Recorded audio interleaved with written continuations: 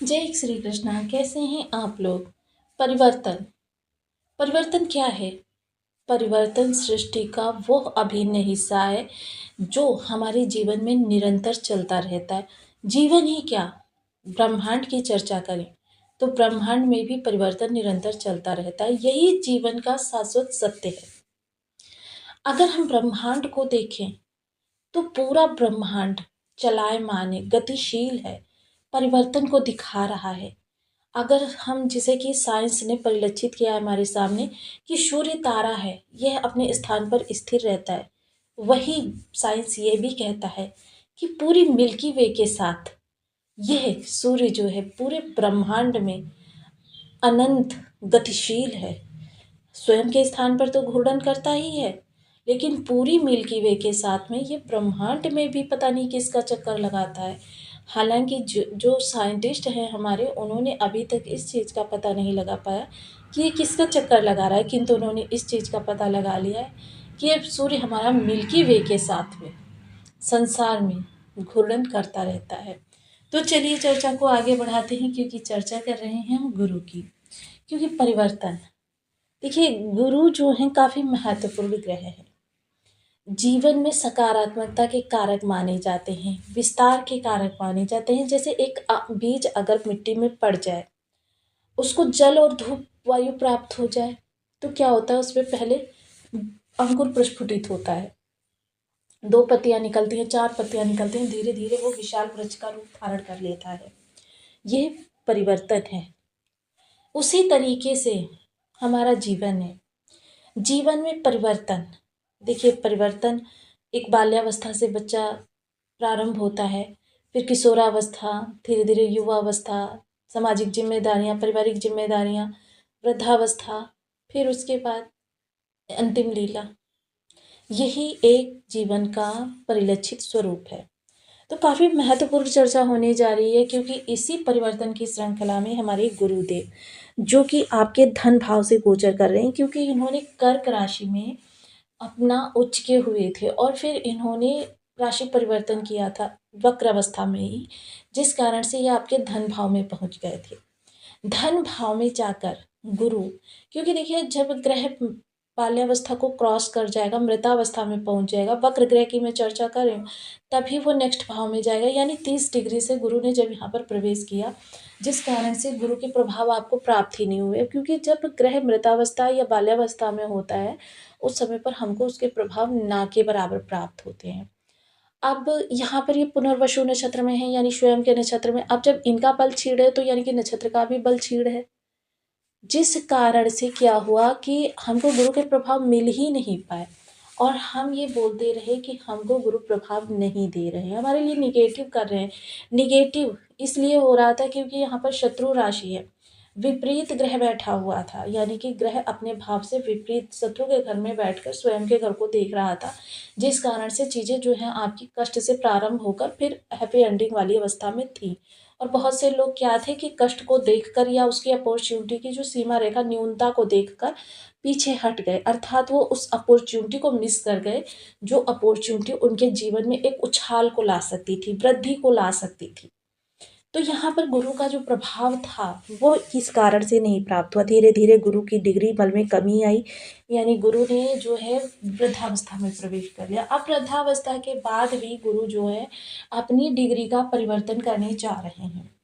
अब जब गुरु अपनी डिग्री का परिवर्तन कर रहे हैं, ये युवावस्था को टच करने जा रहे हैं। अब किशोरावस्था में क्या होता है, ग्रह के 30 से 50% प्रभाव हमको प्राप्त होते हैं। गुरु अच्छे होते हैं किसी के पास चार्ट में तो 50%, अगर खराब होते हैं तो 30%, और खराब होते हैं तो क्या होता है, इनकी सकारात्मकता में भी काफ़ी कमी आ जाती है, जिस कारण से हम सभी असमंजस रहे कि गुरु के हमको प्रभाव नहीं प्राप्त हो रहे, लेकिन गुरु ने अपना कार्य किया।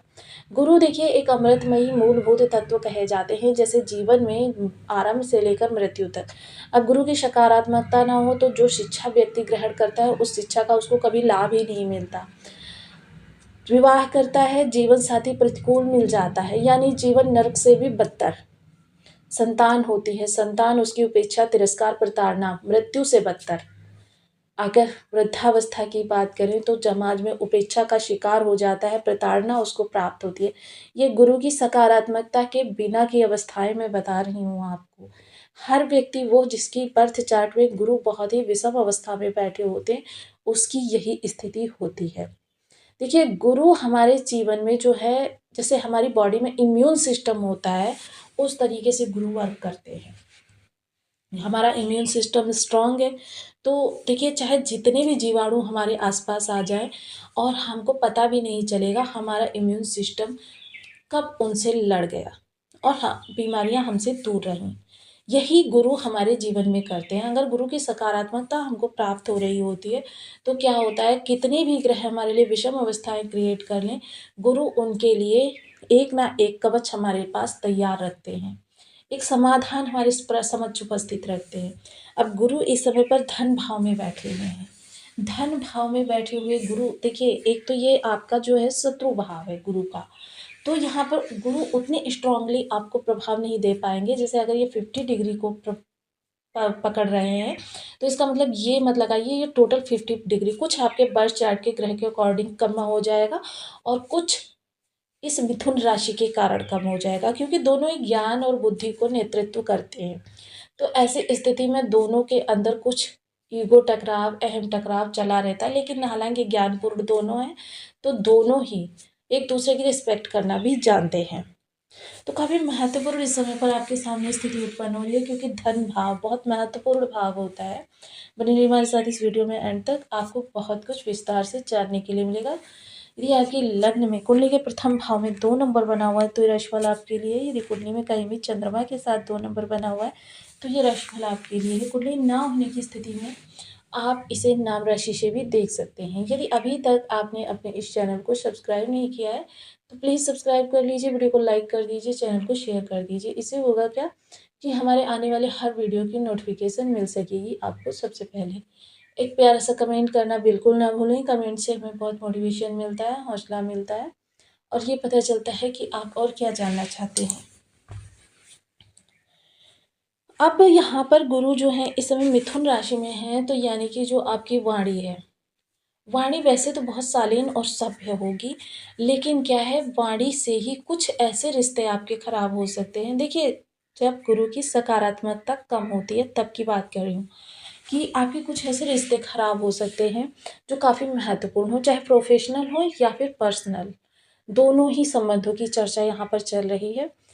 खान पान तो जितना संभव हो सके सात्विक रखें। ऐसे समय में तामसी या गरिष्ठ भोजन बहुत ही दूर रखना है और अच्छे अवच्छे से भी दूर रहना है, क्योंकि ये चीज़ें हमारे गुरु को निगेटिविटी में लेकर जा सकती हैं। इसके अलावा धन संचयन के योग आप गुरु बनाना प्रारंभ करेंगे, क्योंकि गुरु देखिए इस समय पर जिस अवस्था में है वो आपके लिए बहुत ही उत्तम है, क्योंकि गुरु देखिए आपके अष्टम भाव के भी स्वामी होते हैं। जो भी समस्याएं आपकी लाइफ में चल रही हैं, प्रोफेशनल, पर्सनल या फाइनेंशियल क्राइसिस आ रहे हैं, इन सभी समस्याओं का निवारण आपको उपलब्ध होगा। देखिए, बहुत से लोग कहते हैं कि हमको किस तरीके से चीज़ें उपलब्ध होती हैं। देखिए, ग्रह जो क्रियान्वित करते हैं, कोई भी ग्रह ऊपर से आकर आपसे ये नहीं कहता कि आप ऐसा करिए। ये सब चीज़ें आपके विचारों के द्वारा आपके मस्तिष्क में आती हैं, या फिर किसी मित्र विशेष के द्वारा, किसी शुभचिंतक के द्वारा आपको सलाह के रूप में प्राप्त होती है। और गुरु से बड़ा सलाहकार कौन है? यानी कि जो भी इस समय पर आपको एडवाइस कर रहा है, वो समझ लीजिए आपका सलाहकार है। आप उसकी बात को एक बार गंभीरता से मनन अवश्य करें। और साथ ही साथ देखिए, गुरु यहाँ पर जब अपने प्रभावों को प्रभावित करेंगे, क्योंकि गुरु लाभ भाव के स्वामी भी हैं, तो इसका सीधा सीधा इफेक्ट जो है आपके कर्म पर पड़ता देखा जाएगा। अब देखिए, राहु के कार्य करने के मूल में गुरु पहुंच गए। अब आप समझ रहे हैं इस चीज़ को। देखिए, ये बहुत बड़ा यहाँ पर एक ऐसा लॉजिक निकल कर आ रहा है जिसको जानना हर किसी के लिए बहुत ज़्यादा ज़रूरी था, कि शनि की राशि में राहु बैठे हुए हैं। राहु जिनकी राशि में बैठे हैं वो शनि, शनि जिनकी राशि में बैठे हैं वो गुरु, और गुरु जिनकी राशि में बैठे हैं वो हैं बुध। काफ़ी महत्वपूर्ण ये है। देखिए, इसीलिए हम कहते हैं कि जीवन में जब आप धन से संबंधित परेशान होते हैं, आपको कोई ज्योतिषी बताता है, अब या फिर कोई आपको, तो आपके 9 ग्रहों का सामान्य होना तो बहुत आवश्यक है। आपकी मेहनत का प्रतिफल उसी समय पर आपके लिए बहुत अच्छा निकल कर आता है जब आपके 9 के 9 ग्रह सामान्य होते हैं। कोई ग्रह आपका नीच का है या कोई ग्रह आपका वक्र है या कोई ग्रह आपका विषम अवस्था में बैठा है, युति से किसी भी प्रकार से उसने दुर्योग निर्मित किया है। ऐसी अवस्था में आपके धन आगमन के रास्ते में कष्ट उत्पन्न हो जाते हैं और यही कष्ट जो होते हैं यही हमको विचलित करते रहते हैं और हम परेशान रहते हैं, क्योंकि सूत्र में आपने देख लिया गुरु धन भाव में बैठे हैं, लेकिन गुरु जिनकी राशि में बैठे हैं वो हैं बुध, और बुध जिनकी राशि में बैठे हैं वो हैं शनि। राशिपति का 40% इफेक्ट पड़ता है ग्रह के प्रभाव देने के प्रभाव में। ग्रह तभी अपने पूर्ण प्रभाव आपको प्रसारित कर सकेगा जब हमारे 9 के 9 ग्रह सामान्य होते हैं। उच्च होते हैं तब तो बहुत अच्छी बात, और बहुत ज़्यादा ग्रहों का उच्च होना भी उत्तम नहीं माना जाता। आपके बहुत अधिक ग्रह अगर उच्च अवस्था में हैं तो ऐसी स्थिति भी आपके लिए काफ़ी कष्टप्रद हो जाती है, क्योंकि हर ग्रह की उच्चता, दिव्यता, ग्रह का उच्च होना यानी कि उसकी दिव्यता का परिलक्षित करना। अब हर ग्रह का अपना स्वभाव है, ऐसे में हर ग्रह की दिव्यता अगर आपके अंदर आ जाएगी तो ये एक विषमता ही उत्पन्न हो जाएगी। अब चर्चा करते हैं गुरु से संबंधित उपायों की। ओम ब्रह्म बृहस्पति नमः। इस बीज मंत्र का आप 1 माला, 2 माला, 5 माला, 7 माला, 11 माला का जप नियमित अपनी शुद्धानुसार करना प्रारंभ करें। पीपल वृक्ष पर या फिर केले के वृक्ष पर हल्दी मिश्रित जल से सिंचन करें। साथ ही साथ पीले रंग की वस्तुएं जैसे पीली मिठाई हो गई, हल्दी हो गई, चने की दाल हो गई, पीला कपड़ा हो गया या फिर पीतल के बर्तन हो गए, इनको धर्म स्थान पर या किसी ज़रूरतमंद को दान करना। बड़े बुजुर्ग या दादा तुल्य लोग, देखिए दादाजी हैं तो बहुत अच्छी बात है, अगर दादाजी नहीं हैं तो दादा तुल्य लोगों के साथ क्वालिटी टाइम को स्पेंड करना, यह आपके गुरु के लिए बहुत अच्छा होता है। वही